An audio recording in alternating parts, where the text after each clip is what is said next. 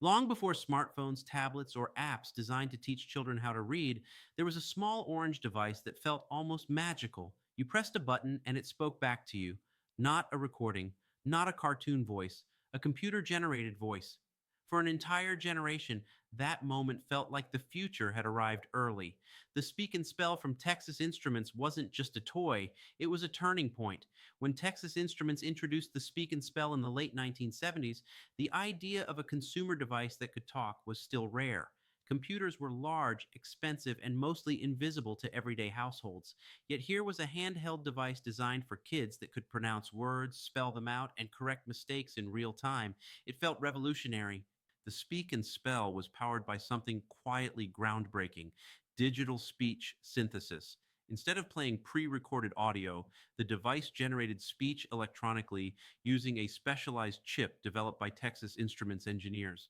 That same foundational technology would later influence navigation systems, accessibility tools, and voice interfaces that are now part of everyday life. At the time, though, none of that mattered to kids. What mattered was that the machine talked.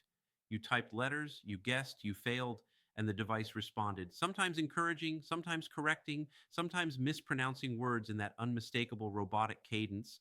That voice wasn't a flaw, it was the charm. It made the device feel alive, like it was thinking alongside you. The Speak and Spell arrived at a moment when education and technology were just beginning to intersect in homes. Schools were still paper based. Learning meant books, pencils, and repetition. The Speak and Spell introduced interaction. It didn't lecture, it engaged. It rewarded effort instead of speed. For many children, this was their first experience with a computer like device. It taught spelling, but it also taught something deeper: cause and effect, trial and error. The idea that machines could respond intelligently to human input. That idea stuck.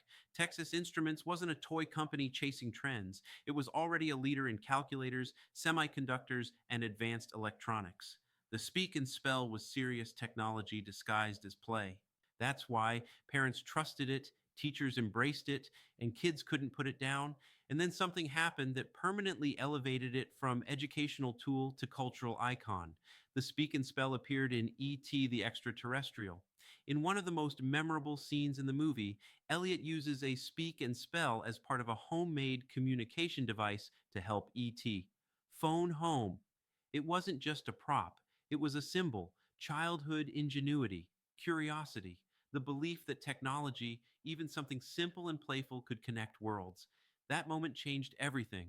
After ET, the Speak and Spell was no longer just something kids used at the kitchen table. It was now part of cinematic imagination, science fiction, wonder, possibility. Spielberg didn't choose it randomly. He chose it because it represented the future as seen through a child's eyes. From that point on, the Speak and Spell lived in two worlds: education and pop culture. It showed up in classrooms, but it also lived forever in memory as the device that helped an alien call home. That dual identity is rare. Very few learning tools cross that line.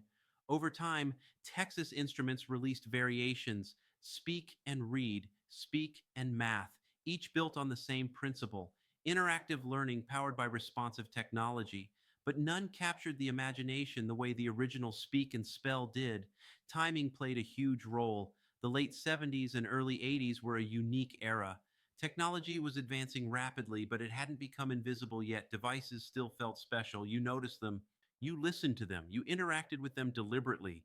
The Speak and Spell demanded attention. You had to press buttons. You had to listen carefully. You had to think. There were no shortcuts, no animations, no instant gratification. That tactile, focused interaction is why it still resonates today. For many adults, the Speak and Spell represents more than spelling practice. It represents a first encounter with artificial intelligence, even if we didn't call it that then. A machine that listened, responded, corrected, guided. It planted a seed. That seed grew into personal computers, educational software, voice assistants, and AI driven learning tools. The technology evolved, but the core idea remained the same. Learning works best when it feels interactive and responsive.